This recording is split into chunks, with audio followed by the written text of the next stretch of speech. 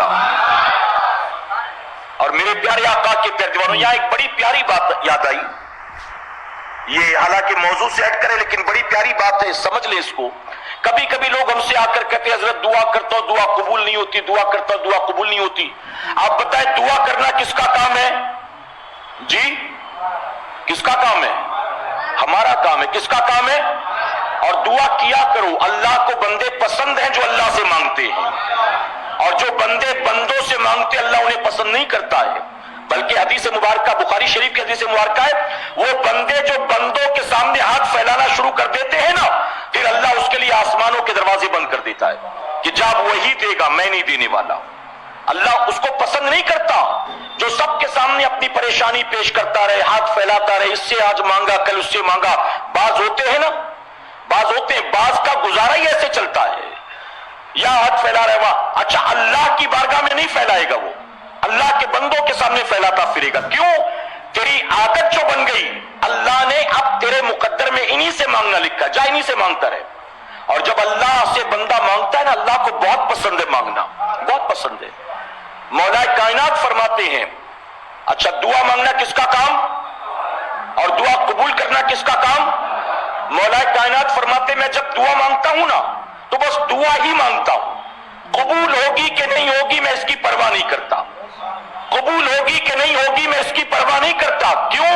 فرماتے میں تو بس اپنا کام کرتا ہوں، اللہ کے کاموں میں دخل نہیں دیتا ہوں، اللہ کے کاموں میں انٹرفیئر نہیں کرتا ہوں، اپنا کام۔ ہم بھی اپنا کام کریں، اپنا کام کریں، مانگتے رہو، نہیں مل رہا مانگتے رہو، نہیں مل رہا مانگتے رہو، مانگتے رہو۔ میں کہتا ہوں مانگنے پر یقیناً میرا کریم آپ کو عطا فرمائے گا۔ اچھا کبھی کبھی کسی کو، حالانکہ یہ موضوع نہیں ہے پھر بھی بات آ گئی، کبھی کبھی صوفیہ فرماتے ہیں کہ کوئی بندہ مانگ رہا ہے مانگ رہا ہے مانگ رہا ہے پھر بھی اس کو نہیں ملتا ہے۔ کیوں؟ کہتے ہیں اس لیے نہیں ملتا کیونکہ مل جائے گا مانگنا بند کر دے گا۔ ارے تجھے نہیں مل رہا ہے کیونکہ تیرا مانگنا اللہ کو بہت پسند ہے۔ جو مانگ رہا ہے مل جائے گا نا، کل سے مانگنا ہی بند کر دے گا تو اس لیے مولا نہیں دے رہا ہے تاکہ تو مانگ، تیرا مانگنا مجھے پسند ہے بندے۔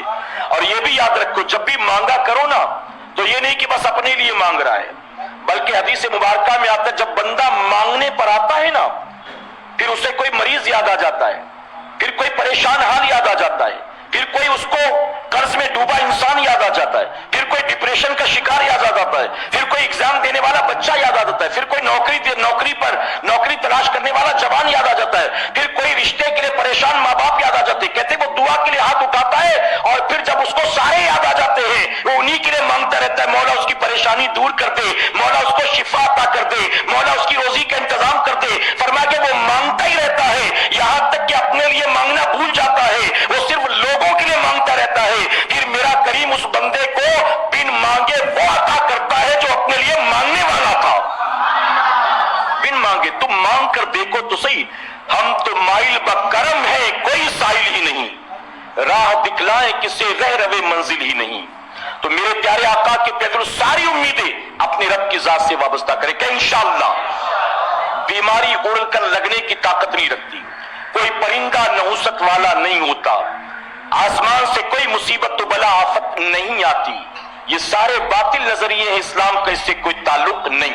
اسی طرح یہ جو انگوٹھی کے تعلق سے میں نے کہا آپ پہنے تو حضور کی سنت کے مطابق پہنے، اور باقی اگر پہنے تو کہ اس کا عقیدہ اس کے ساتھ نہ جڑاؤ کہ اس سے یہ فائدہ یہ فائدہ۔ اور میرے پیارے آقا کے پیارے دیوانوں ایک بات اور عرض کروں گا، بعض لوگ 7 دھاتوں کی انگوٹھی پہن لیتے ہیں، شرعی طور پر یہ بھی جائز نہیں ہے۔ بعض لوگ میٹل کے کڑے پہن لیتے ہیں، یہ بھی جائز نہیں ہے۔ بعض لوگ منت مانگتے ہیں اور بچے کے کان میں چھید کرا دیتے ہیں یا بچے کے کان میں بالی پہنا دیتے ہیں۔ بعض لوگ منت مانگتے بچے کی چوٹی رکھ دیتے ہیں اور پتہ نہیں کون کون سی منتیں مانگتے۔ ان ساری چیزوں کا اسلام سے کوئی تعلق نہیں ہے۔ اگر کوئی کہے نا یہ انگوٹھی میں فلاں مزار سے لے کر آیا ہوں اس لیے پہنا ہوں، تو آپ اس سے کہیں کہ جس مزار سے آپ لے کر آئے ہیں کیا بابا نے کوئی وصیت فرمائی تھی اس کے تعلق سے؟ جو وہاں بزرگ آرام فرما ہوں گے انہوں نے کیا ایسی انگوٹھی پہنی تھی کبھی؟ کیا وہ بھی کڑا پہنتے تھے؟ کیا وہ بھی ایسے رنگ برنگے ناڑے باندھتے تھے؟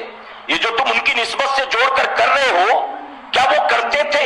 یا انہوں نے اس کے بارے میں اپنے مریدین کو تاکید کی؟ ان کے جو خلفاء گزرے، ان کے جو مریدین گزرے، کیا وہ لوگ اس پر عمل کرتے تھے؟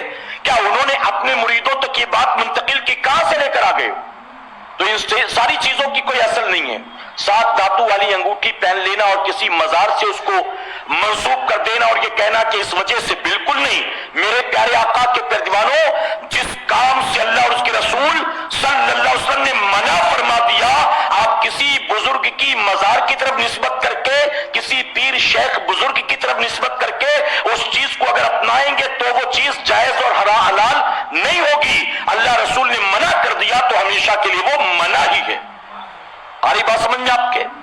میرے پیارے آقا علیہ الصلوۃ والتسلیم کے پیارے دیوانوں، اگر کوئی مدینے سے ایسی چیز لے کر آ جائے، مدینے سے کوئی میٹل کا کڑا لے کر آ جائے، بریسلٹ لے کر آ جائے، تو کیا پہننا جائز ہو جائے گا؟ پھر کوئی کہے میں اجمیر سے لے کر آیا ہوں تو جائز ہوگا؟ میں میرا داتار سے لے کر آیا ہوں تو جائز ہو جائے گا؟ نہیں. مدینے سے لے کر آ جاؤ، مکے سے لے کر آ جاؤ تو بھی جائز نہیں ہے. ارے غلاف کعبہ میں اس کو لگا کر لے آؤ تو بھی پہننا اس کا جائز نہیں ہوگا. تو ہمیں اور آپ کو بحیثیت مسلمان اس سے بچنا چاہیے. ماہ سفر میں آپ وہ تمام کام کر سکتے ہیں جو کام باقی تمام مہینوں میں کرتے ہیں. ٹھیک ہے، شادی بیاہ بھی کر سکتے، سفر بھی کر سکتے، نیا سودا بھی کر سکتے، نئی دکان مکان خریدنا تو وہ بھی کر سکتے. کوئی اس پر ممانعت اور کوئی پابندی نہیں ہے. ٹھیک ہے میرے پیارے آقا کے پیارے دیوانوں، بعض علاقوں میں لوگ کہتے 13 تاریخ تک رک جاؤ پھر چاہے جو بھی کرنا. یعنی 13 تیزی جو ہے، 13 تاریخ تک بڑی مصیبت تو بلا ہے، 13 کے بعد آسانی ہے. ایسا کچھ بھی نہیں ہے. 3 13 2300 2 12 2200 1 11 2100 کچھ بھی نہیں ہے ایسا. ٹھیک ہے، یہ بھی لوگوں نے اپنی طرف سے من گڑن بنا رکھا ہے. آپ 13 تاریخ کو بھی شادی کریں تو بھی اس پر کوئی پابندی نہیں ہے. بلکہ میرے پیارے آقا کے پیارے ایک روایت ملتی ہے، زمانے جاہلیت کے باطل نظریے کا رد کرتے ہوئے حضور اکرم صلی اللہ علیہ وسلم نے اپنی چہیتی اور سب سے چھوٹی بیٹی خاتون جنت حضرت فاطمہ الزہرا رضی اللہ تعالیٰ کا نکاح مولا کائنات سے ماہ سفر میں کرایا تھا. اچھا، ماہ رمضان والی روایت بھی مشہور ہے، لیکن ایک روایت یہ بھی ملتی ہے جو بڑے بڑے علماء خود بیان کرتے اور کتابوں میں پائی جاتی کہ ماہ سفر میں حضور نے نکاح کروایا تاکہ ان کا رد ہو جائے. اور آپ بتائیں، لوگ کہتے ہیں سفر میں شادی کرو گے تو میاں بیوی میں نبھے گی نہیں. ان سے بہتر بھی کوئی جوڑا ہے جس کی نبھی ہو؟ بتاؤ. بعض لوگ کہتے ہیں میاں بیوی میں محبت نہیں ہوگی. میں کہتا ہوں آج بھی قاضی نکاح پڑھاتا ہے تو انہی کی محبتوں کے وسیلے سے دعائیں کرتا ہے کہ مولا اس جوڑے میں محبت پیدا فرما جو تو نے خاتون جنت اور مولا کائنات میں پیدا کی تھی. وہ دعا کرتے. اچھا، بچے نہیں ہوں گے. میں کہتا ہوں ان سے بہتر کسی کو بچے ہوئے، ان سے بہتر بھی کسی کو بچے ہوئے. بلکہ یہ بھی روایت ملتی ہے حضور نے اپنے 2 نکاح بھی اسی مہینے میں کیے.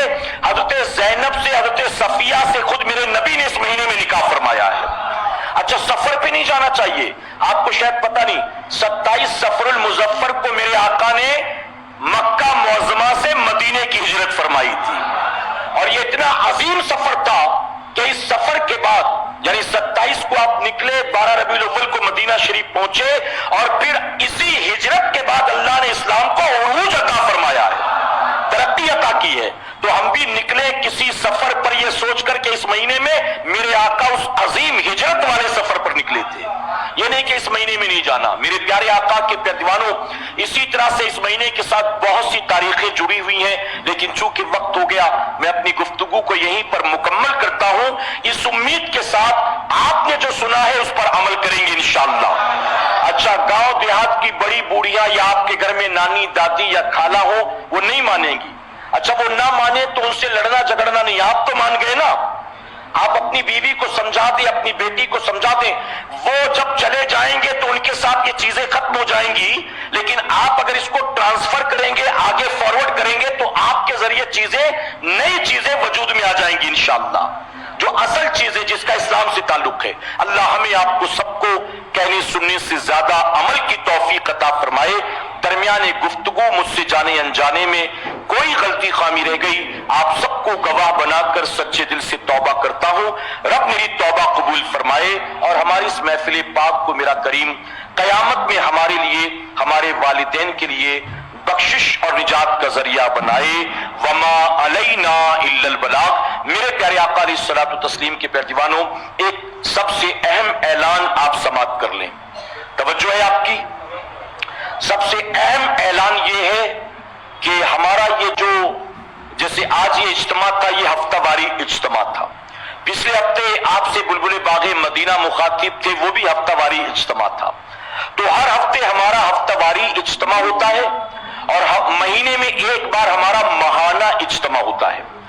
अगले हफ्ते जो हमारा इज्तिमा होगा ना, वो हमारा मरकजी माहाना इज्तिमा होगा और उस माहाना इज्तिमा में इंशाअल्लाह आपसे खिताब फरमाएंगे अताए हुजूर मुफ्ती आजम दाइये कबीर वकारे अहले सुन्नत हाफिज कारी मौलाना मोहम्मद शाकिर नूरी साहब किबला अमीर सुन्नी दावत इस्लामी। तो अगले हफ्ते का इज्तिमा माहाना इज्तिमा है, उस माहाना इज्तिमा में आपको आना भी है और लोगों को भी साथ लाना है कि इंशाअल्लाह। मैं आप तमाम से चाहूंगा कि आप हाथ उठाकर वादा ना करें, लेकिन दिल ही दिल में ये अभी से तय कर लें कि अगले हफ्ते हर आने वाला अपने साथ 2 आदमी जरूर लेकर आएगा इंशाअल्लाह। कोशिश करेंगे, कोशिश करेंगे ना? अगले हफ्ते हर आने वाला अपने साथ 2 साथियों को लेकर आए और तमाम इलाकाई जिम्मेदारान मुबल्लिगीन जो यहां मौजूद हैं अपने अपने इलाके से काफिला लेकर आने की कोशिश करें और कोशिश करें आप बाकी हफ्ते कभी 10 बजे आते, कभी 10:30 बजे आते, कोई 11 बजे आता, कोई जिक्र दुआ के वक्त आता। अगले हफ्ते हमें 10 बजे से पहले पहले पूरे मरकज को भर देना है इंशाअल्लाह। सिर्फ ये अंदर का हिस्सा नहीं, बाहर का हिस्सा भी, पूरा पूरा मरकज भर देना है हमें। कोशिश करेंगे इंशाअल्लाह, हम तो करेंगे, आपको भी हमारा साथ देना है। आपके पास पूरा 1 वीक है, लोगों को दावत दें और ज्यादा से ज्यादा तादाद में अगले हफ्ते होने वाले माहाना इज्तिमा में लोगों को साथ लाने की कोशिश करें। मेरे प्यारे आका अलैहिस्सलातु तस्लीम के प्यारे दीवानों, नसीम भी, कुछ मरीजों के लिए दुआ की दरख्वास्त है। नसीम भी बीमार हैं, सिद्दीक भाई बीमार है, दुआ करें अल्लाह इन्हें शिफा अता फरमाए। इसी तरह से यामना राहिल नाम की एक बच्ची है, 2 महीने से बीमार है, दुआ करें अल्लाह बच्ची को शिफा कामिला वाजिला अता फरमाए। चांद भाई बीमार है, दुआ करें अल्लाह उनको भी शिफा अता फरमाए। रोशन भी बीमार है, दुआ करें अल्लाह उनको शिफा अता फरमाए। इसी तरह बहुत सारे मरीजों ने दुआ की दरख्वास्त की है, जिन्होंने की अल्लाह उन सबको शिफा कामिला वाजिला अता करे और जो अस्पतालों में ज़ेर इलाज हैं, हम तक दुआ की दरख्वास्त न कर सके, अल्लाह उन सबको भी जानता है। दुआ करें आबिद बीमार के सदक़े मेरा करीम तमाम मुसलमानों को शिफा कामिला वाजिला अता फरमाए और बिलखुसूस हमारे साथी सिद्दीक भाई जिनकी वालिदा का 2 रोज पहले इंतकाल हुआ, गालिबन आप दुआ करें अल्लाह मरहुमा के करवट करवट दर्जात को बुलंद फरमाए, अल्लाह उन्हें बेहिसाब किताब जन्नत अता फरमाए और अल्लाह उनके बेटे सिद्दीक भाई को अपनी माँ के लिए सदका जारिया बनाए और अल्लाह हम सबको अपने वालिदैन के लिए सदका जारिया बनाए। वमा अलैना इल्लल बलाग। अस्सलामु अलैकुम।